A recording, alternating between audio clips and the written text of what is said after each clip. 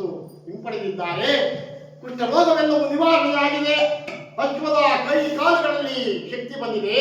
ರಥದ ಸಾರಥಿಯ ಕಣ್ಣುಗಳು ಯಥೇಚ್ಛ ಮೊದಲು ಯಾವ ರೀತಿ ಕಾಣ್ತಾ ಇತ್ತು ಅದೇ ರೀತಿ ಕಾಣ್ತಾ ಇವೆ. ಲೋಕವೆಲ್ಲವೂ ಸಹ ಮತ್ತೆ ಮೊದಲಂತೆ ಜಲಪಡಿಸ್ತಾ ಇದೆ.